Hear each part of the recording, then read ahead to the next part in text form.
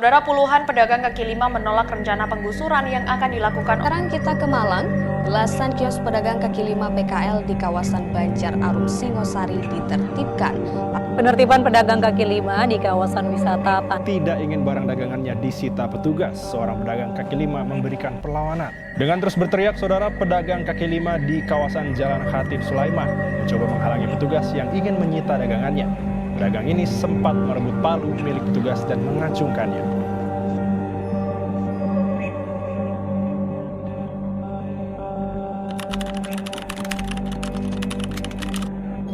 Kalau dulu ada kekerasan, malah ada tabrak rombong, malah tabrak ada. Sampai rusak gitu? Ya rusak. Tapi gimana, dia tuh kan melanggar juga.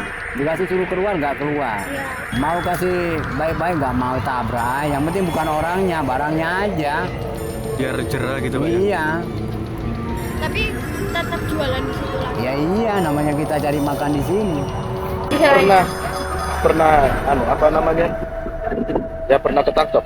Oh, pernah ketangkep. Nah, itu mereka itu maksudnya dengan cara paksaan atau gimana itu, Pak? Ya paksa nggak dipaksa, kalau udah kena, kalau udah ketangkep harus dibawa. Oh gitu. Berarti Bapak harus menembus Iya. ke sana. Harus tembus ke sana. Oke. Ya, tapi kalau ada petugas, ya lari, kita Pak. minggir. Oh, Pak, lari. Iya, minggir, nggak boleh kan jualan di dalam. Iya. Kalau di pinggir masih Kalau ada operasian ya diambil. diambil. Jualannya diambil. Iya. Nanti sidang, Nanti ya ditebus. tebus. Berarti walaupun Resiko Mbak Iya, jualan di sini. pokok ada operasi.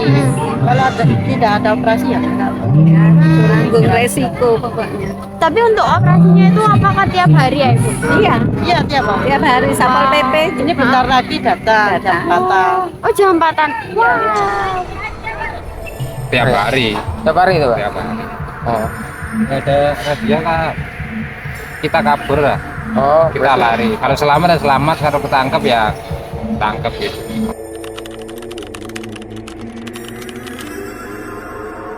Kalau dampak negatifnya pasti tempat ya. Kalau tempatnya sembarangan pasti ganggu pejalan kaki, ganggu motor, mobil yang lewat. Tapi gimana ya, sebenarnya kita juga nggak bisa nyalahin mereka 100%, toh mereka juga cari uang ya. Iya, betul. Kalau seandainya memang pemerintah mampu tuh kasih tempat yang memang tempatnya strategis untuk mereka jualan tanpa dikasih biaya sewa yang terlalu tinggi, saya rasa juga nggak akan banyak yang berjajar di jalanan gitu, juga kayak gitu semua. Positifnya saya gampang cari makan. Oke. Keluar Iya, betul. kan ada Kan lebih terjangkau gitu ya, Iya, Pak, ya. betul. Kalau sepanjang pendapat saya ya kalau selama pedagangnya itu juga tidak memaksakan untuk membeli ya, itu juga nggak masalah. Kemudian yang disayangkan itu kan ada kadang-kadang itu mereka berjualan, ada juga yang kurang menjaga kebersihannya kan. Padahal kan alun-alun itu landmarknya Kota Malang. Itu harusnya dari sisi pedagang juga harus sadar untuk kebersihan, tapi dari pembelinya juga paling nggak juga punya kesadaran untuk itu. Itu sih menurut saya selama nggak mengganggu kenyamanan orang untuk bisa menikmati alun-alun di sini juga nggak masalah.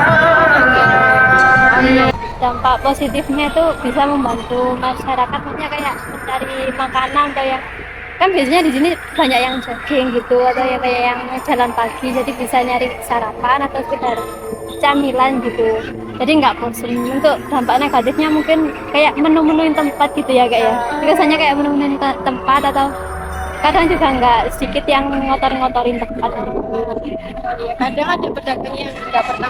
Iya, ya begitu, nggak asal tinggal.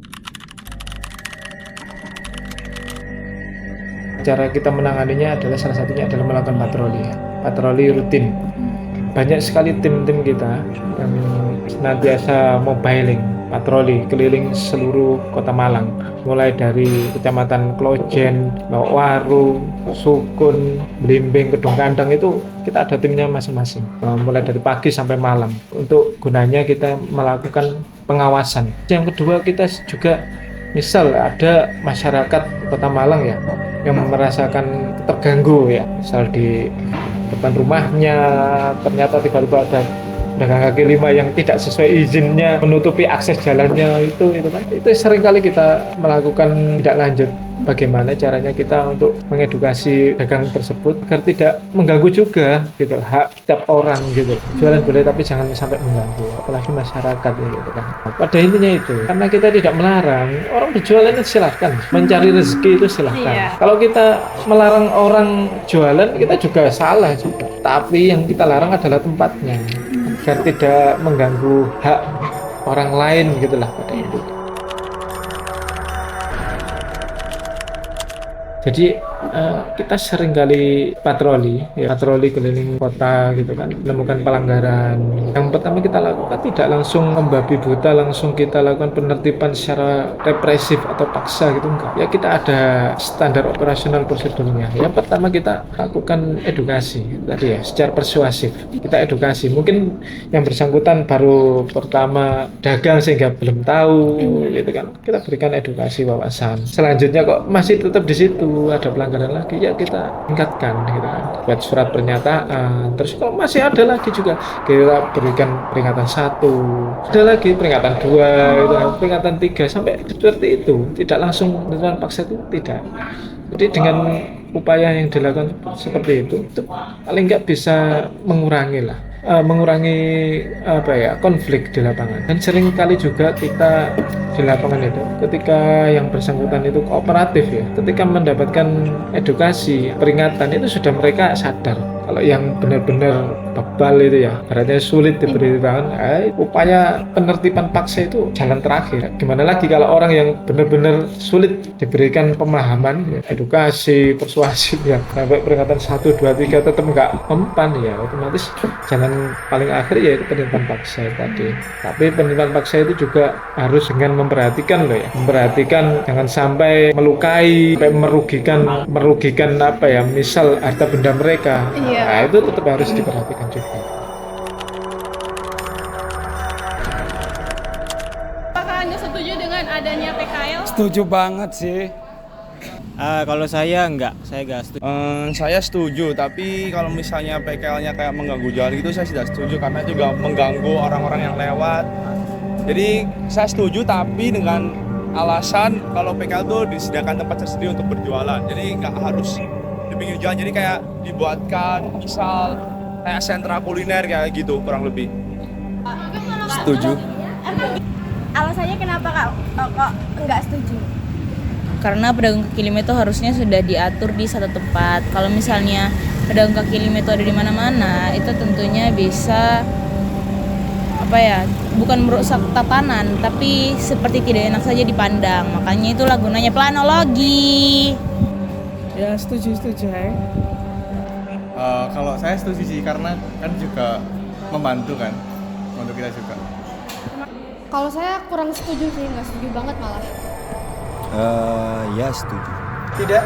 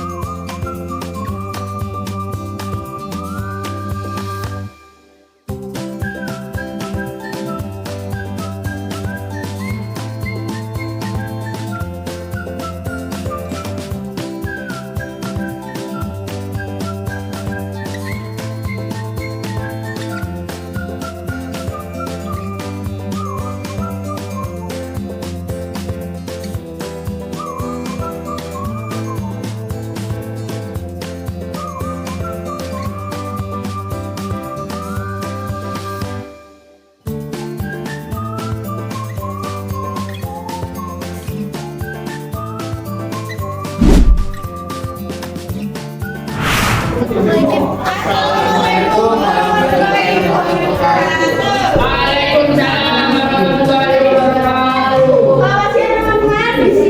dari kelompok 7. Nah, di sini kita membawa tema pedagang kaki lima liar yang biasa kita sebut PKL. Kita ngambil di daerah alun-alun Kota Malang. Tahu kan mungkin teman-teman yang